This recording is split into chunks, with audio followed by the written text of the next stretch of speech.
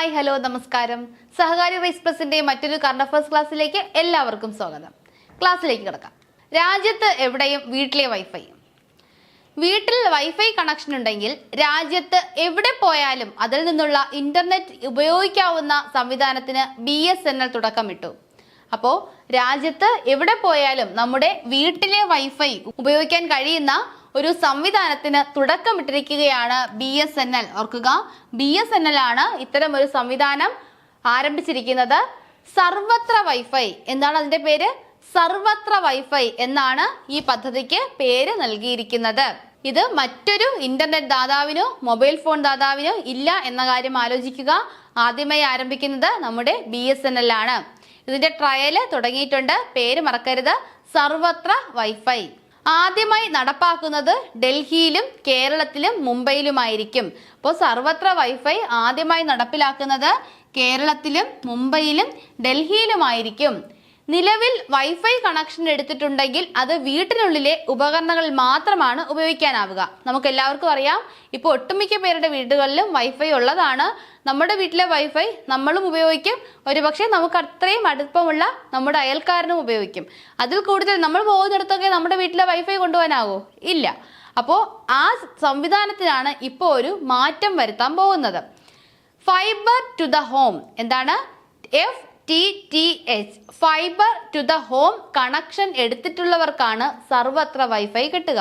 അപ്പോൾ നമ്മളൊരു കണക്ഷൻ എടുക്കണം. അത് എടുത്തെങ്കിൽ മാത്രമേ രാജ്യത്ത് എവിടെ പോയാലും നമ്മുടെ വീട്ടിലെ വൈഫൈ കിട്ടൂ. ആ കണക്ഷനാണ് fibre to the home, FTTH അല്ലെങ്കിൽ fibre to the home connection എടുത്തിട്ടുള്ളവർക്കാണ് സർവത്ര വൈഫൈ കിട്ടുക. ഇന്ത്യയിൽ എവിടെ പോയാലും അതതിടങ്ങളിൽ FTTH ടവറുകളിൽ നിന്ന് വൈഫൈ ലഭ്യമാകും. അപ്പോൾ FTTH ടവറുകളിൽ നിന്നാണ് നമുക്ക് ഈ വൈഫൈ സൗകര്യം ലഭിക്കുന്നത്. ഇതിനായി ഒരു തവണ സർവത്രയുടെ പോർട്ടലിൽ രജിസ്റ്റർ ചെയ്താൽ മതിയാകും. ഇതിന് പ്രത്യേക പാസ്വേഡ് ഒന്നും ആവശ്യമില്ല. ഒരു തവണ മാത്രം സർവത്രയുടെ പോർട്ടലിൽ നമ്മൾ രജിസ്റ്റർ ചെയ്താൽ മതി. വെർച്വൽ ടവർ രീതിയിലാകും ഇതിന്റെ പ്രവർത്തനം. അപ്പോൾ ഓർക്കുക, സർവത്ര വൈഫൈ എന്നാണ് പദ്ധതിക്ക് പേരിട്ടിരിക്കുന്നത്. BSNL ആണ് ആദ്യമായി കൊണ്ടുവരുന്നത്. BSNL ചെയർമാനും മാനേജിംഗ് ഡയറക്ടറുമായ റോബർട്ട് J. രവിയാണ് സർവത്ര എന്ന ആശയം ആവിഷ്കരിച്ചത്. അപ്പോൾ BSNLന്റെ ചെയർമാൻ ആരാണ്? Robert J. രവിയാണ് സർവത്ര എന്ന ആശയം ആവിഷ്കരിച്ചത്. അടുത്തതായി, UN ആസ്ഥാനത്ത് നമ്മുടെ പ്രധാനമന്ത്രി നരേന്ദ്രമോദി ചില രാഷ്ട്രീയ നേതാക്കൾ അല്ലെങ്കിൽ ചില രാജ്യത്തെ പ്രസിഡന്റുമാരെയൊക്കെ കണ്ടുമുട്ടിയായിരുന്നു. അപ്പോൾ ഇതെല്ലാം വാർത്തയിൽ ആരൊക്കെ ആയിട്ടാണ് കൂടിക്കാഴ്ച നടത്തിയതെന്ന് വാർത്തയിൽ ഡീറ്റെയിൽഡ് ആയിട്ട് വന്നിട്ടുണ്ട്. നമുക്ക് നോക്കാം അത് ആരൊക്കെയാണെന്ന്. മുഹമ്മദ് അബ്ബാസ്. ആരാണ്? മുഹമ്മദ് അബ്ബാസ് ആരാണ്? പാലസ്തീന്റെ പ്രസിഡന്റ് ആണ് മുഹമ്മദ് അബ്ബാസ്. വളരെ ഇമ്പോർട്ടന്റ് ആണ്. മോദി കൂടിക്കാഴ്ച നടത്തിയത് കൊണ്ട് മാത്രമല്ല, ആദ്യമായി UN-ൽ പാലസ്തീന് ഒരു ചെയറൊക്കെ ഇട്ട് കൊടുത്തു അല്ലെ, അവർക്കൊരു സ്ഥാനം കൊടുത്തു ആദ്യമായിട്ട്. അപ്പോൾ മുഹമ്മദ് അബ്ബാസ്, പാലസ്തീന്റെ നിലവിലെ പ്രസിഡന്റ് ആണ് മുഹമ്മദ് അബ്ബാസ്. അടുത്തത് KP ശർമ്മ ഒലി. നമുക്കറിയാവുന്നതാണ്, നമ്മുടെ ഒരു അയൽ രാജ്യവും കൂടിയായ നേപ്പാളിലെ പ്രധാനമന്ത്രിയാണ് KP Sharma Oli. Sheikh Sabah Khalid Al Hamad Al Sabah. ആരാണ്? Sheikh Sabah Khalid Al Hamad Al Sabah. Sheikh Sabah Khalid ആരാണ്? അദ്ദേഹം കുവൈത്ത് കിരീടാവകാശിയാണ് Sheikh Sabah Khalid. Sundar Pichai ആരാണ്? ഗൂഗിളിന്റെ CEO ആണ് സുന്ദർ പിച്ചെ. ഗൂഗിളിന്റെയൊക്കെ ആസ്ഥാനം അമേരിക്കയാണെന്ന് ഓർക്കുക. അമേരിക്ക ആസ്ഥാനമായിട്ടുള്ള ചില കമ്പനികളുടെ CEOമാരെയാണ് നമ്മുടെ പ്രധാനമന്ത്രി നരേന്ദ്രമോദി കൂടിക്കാഴ്ച നടത്തിയത്. അതിലൊരാളാണ് സുന്ദർ പിച്ചെ ഗൂഗിളിന്റെ CEO ആണ്. ശന്തനു നാരായൺ അഡോബിയുടെ CEO ആണ് ശന്തനു നാരായൺ. അഡോബിയുടെ CEO ആണ് ശന്തനു നാരായൺ. ഒരു അമേരിക്കൻ ബഹുരാഷ്ട്ര കമ്പ്യൂട്ടർ സോഫ്റ്റ്വെയർ കമ്പനിയാണ് അഡോബി. ഓർത്തിരിക്കുക, അഡോബി എന്ന് പറയുന്നത് ഒരു അമേരിക്കൻ ബഹുരാഷ്ട്ര കമ്പ്യൂട്ടർ സോഫ്റ്റ്വെയർ കമ്പനിയാണ്. ഈ അഡോബിയുടെ CEO ആണ് ശന്തനു നാരായൺ. അടുത്തത് ജൂലി സ്വീറ്റ് ആരാണ്? ആക്സ്റ്ററിന്റെ CEO ആണ് ജൂലി സീറ്റ്, ഓർക്കുക ആക്സ്റ്റർ, അഡോബി, ഗൂഗിൾ, ഇതിന്റെ മൂന്നിന്റെയും ആസ്ഥാനം അമേരിക്കയാണ്. മധുരിക്കാതെ മിഠായി. മിഠായി പദ്ധതി നമുക്ക് എല്ലാവർക്കും അറിയാം. ടൈപ്പ് 1 പ്രമേഹം ബാധിച്ച കുട്ടികൾക്ക് ആവശ്യമായ ആരോഗ്യ ചികിത്സാ പരിരക്ഷ നൽകുന്ന സംസ്ഥാന സർക്കാരിന്റെ പദ്ധതിയാണ് മിഠായി. ടൈപ്പ് 1 പ്രമേഹം ആണെന്ന് ഓർക്കുക. ഈ പദ്ധതി വഴി ലഭിക്കുന്ന insulin pen, continuous glucometer strip തുടങ്ങിയവ കഴിഞ്ഞ 2 മാസമായിട്ട് സൗജന്യമായി ലഭിക്കുന്നില്ലെന്ന പരാതി അന്വേഷിക്കാൻ കമ്മീഷൻ ഉത്തരവിട്ടിരിക്കുകയാണ്. കോഴിക്കോട്ടെ മിഠായി ക്ലിനിക്കിനെതിരെയാണ് പരാതി വന്നിരിക്കുന്നത്. കോഴിക്കോട്ടെ മിഠായി ക്ലിനിക്കിനെതിരെയാണ്. അപ്പോൾ എന്താണ് ടൈപ്പ് 1 പ്രമേഹം? ശരീരത്തിൽ ഇൻസുലിൻ ഉൽപ്പാദിപ്പിക്കാതിരിക്കുന്ന അവസ്ഥയാണ് ടൈപ്പ് 1 പ്രമേഹം. അപ്പോൾ നമ്മുടെ ഗ്ലൂക്കോസിനെ ഗ്ലൂക്കോൺ ആക്കി മാറ്റുന്ന ഹോർമോൺ ആണ് ഇൻസുലിൻ. ഇൻസുലിൻ ഉൽപ്പാദിപ്പിക്കാതിരുന്നാൽ നമ്മുടെ ശരീരത്തിൽ അമിതമായി ഗ്ലൂക്കോസ് ഉണ്ടാകും, നമുക്ക് പ്രമേഹമുണ്ടാകും. അപ്പോൾ ഇത്തരത്തിൽ ശരീരത്തിൽ ഇൻസുലിൻ ഉൽപ്പാദിപ്പിക്കാതെ ഇരിക്കുന്ന അവസ്ഥയെയാണ് ടൈപ്പ് 1 പ്രമേഹം എന്ന് പറയുന്നത്. 1700 പേരാണ് കേരള സാമൂഹിക സുരക്ഷാ മിഷന്റെ കീഴിൽ കുട്ടികൾക്കുള്ള സമഗ്ര പ്രമേഹ ചികിത്സാ സഹായ പദ്ധതിയായ മിഠായിയിൽ രജിസ്റ്റർ ചെയ്തിട്ടുള്ളത്. അപ്പോൾ കുട്ടികൾക്കുള്ള സമഗ്ര പ്രമേഹ ചികിത്സാ സഹായ പദ്ധതിയാണ് മിഠായി. ഇതിൽ രജിസ്റ്റർ ചെയ്തിട്ടുള്ളത് 1700 പേരാണ്. പക്ഷെ ഇതിൽ 12 പേർക്കാണ് ഇൻസുലിൻ പമ്പ് നൽകുന്നത്. കളി നിയന്ത്രിക്കാൻ വനിതകൾ മാത്രം. വനിതകളുടെ 2020 ക്രിക്കറ്റ് ലോകകപ്പ് നിയന്ത്രിക്കാൻ വനിതകൾ മാത്രം. ഇതാദ്യമായിട്ടാണ് ഇങ്ങനെ ഒരു സംഭവം. വനിതകളുടെ 2020 ക്രിക്കറ്റ് ലോകകപ്പ് നിയന്ത്രിക്കാൻ വനിതകൾ മാത്രം. ലോകകപ്പിനായി അന്താരാഷ്ട്ര ക്രിക്കറ്റ് കൗൺസിൽ പ്രഖ്യാപിച്ച 10 അമ്പയർമാരും 3 മാച്ച് റഫറിമാരും വനിതകളാണ്. ഇന്ത്യയിൽ നിന്ന് അമ്പയർ ആകുന്നത് വൃന്ദാരതി. ഓർത്തിരിക്കുക, ഈ വരുന്ന വനിതകളുടെ 2020 ക്രിക്കറ്റ് വേൾഡ് കപ്പിൽ ഇന്ത്യയിൽ നിന്ന് അമ്പയർ ആകുന്നത് വൃന്ദാരതിയാണ്. പ്രത്യേകത, ഈ കളി നിയന്ത്രിക്കാൻ വനിതകൾ മാത്രമാണുള്ളത്. അതിൽ ഇന്ത്യയിൽ നിന്നുള്ള വനിതയാണ് Vrinda Rathi. Match referee GS Lakshmi. ഇന്ത്യയിൽ നിന്നുള്ള മാച്ച് റഫറിയാണ് GS ലക്ഷ്മി.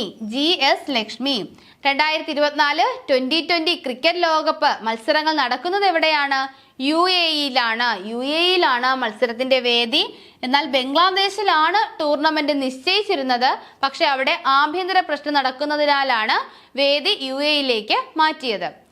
ആദ്യമായാണ് വനിതകൾ മാത്രമായി ഒരു ലോകകപ്പ് ക്രിക്കറ്റ് നിയന്ത്രിക്കുന്നത്. ഓർക്കുക, ആദ്യമായിട്ടാണ് വനിതകൾ മാത്രമായി ഒരു ലോകകപ്പ് ക്രിക്കറ്റ് നിയന്ത്രിക്കുന്നത്. ഓസ്ട്രേലിയക്കാരിയായ ക്ലെയർ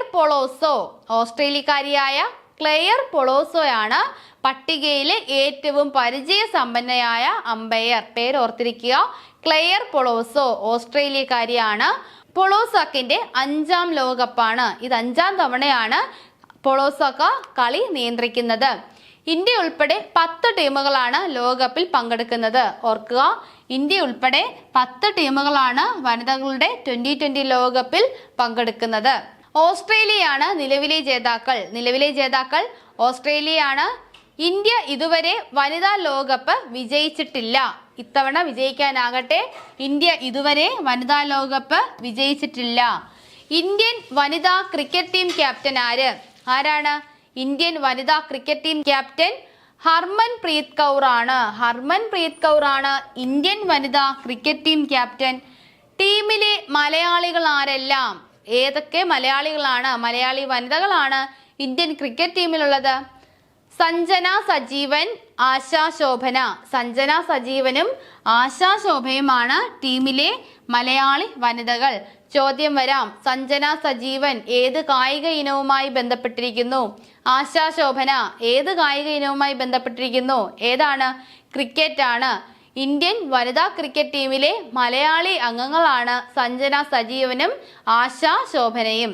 സന്തോഷ ഹോർമോണിന്റെ അളവറിയാൻ സെൻസർ. കുസാറ്റിന് പേറ്റന്റ്.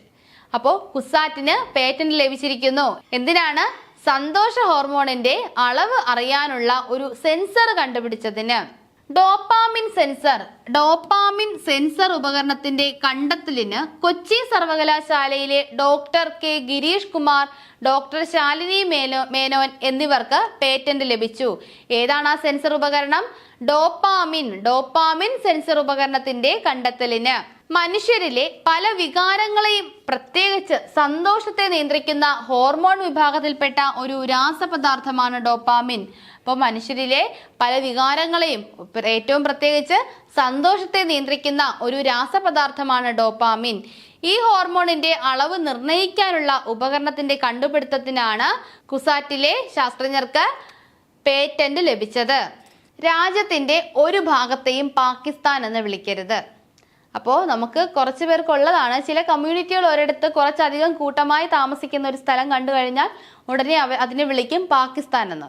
അപ്പോൾ അങ്ങനെ ഇനി ഒരിക്കലും രാജ്യത്തെ ഒരു ഭാഗത്തെയും പാകിസ്ഥാൻ എന്ന് വിളിക്കരുത് എന്ന് സുപ്രീം കോടതിയുടെ വിധി വന്നിരിക്കുകയാണ്. സ്ത്രീ വിരുദ്ധതയും ഏതെങ്കിലും സമുദായത്തെ മുൻവിധിയോടുകൂടി സമീപിക്കുന്നതുമായ പരാമർശങ്ങൾ ജഡ്ജിമാർ ഒഴിവാക്കണമെന്ന് മുന്നറിയിപ്പുമായി സുപ്രീം കോടതി. രാജ്യത്തിന്റെ ഒരു ഭാഗത്തെയും പാകിസ്ഥാൻ എന്ന് വിശേഷിപ്പിക്കരുതെന്നും ഇത്തരം പരാമർശങ്ങൾ രാജ്യത്തിന്റെ അഖണ്ഡതയ്ക്ക് വിരുദ്ധമാണെന്നും ചീഫ് ജസ്റ്റിസ് DY ചന്ദ്രചൂഡ് വാക്കാൽ വിധിച്ചു. അപ്പോൾ കർണാടക ഹൈക്കോടതി ജഡ്ജി ശ്രീശാനന്ദന്റെ വിവാദ പരാമർശത്തിലാണ് സുപ്രീം കോടതി സ്വമേധയാ സ്വീകരിച്ച ഹർജി പരിഗണിക്കവെയാണ് ചന്ദ്രചൂഡിന്റെ നിരീക്ഷണം. അപ്പോൾ കർണാടക ഹൈക്കോടതിയിലാണ് ഇങ്ങനൊരു സംഭവം ഉണ്ടായത്. അതിനെതിരെ സുപ്രീം കോടതി സ്വമേധയാ സ്വീകരിച്ച ഹർജിയിലാണ് ഇത്തരത്തിലൊരു വിധി ഉണ്ടായത്. വാക്കാലുണ്ടായ വിധിയാണ് എന്നുകൂടി ഓർത്തിരിക്കുക. ഇത്രയുമാണ് ഇന്നത്തെ കറണ്ട് അഫയേഴ്സ് ക്ലാസ്. വരും ക്ലാസ്സുകളിൽ കൂടുതൽ കറണ്ട് അഫയേഴ്സ് ഫാക്ടുകളുമായി വീണ്ടും കാണാം. താങ്ക്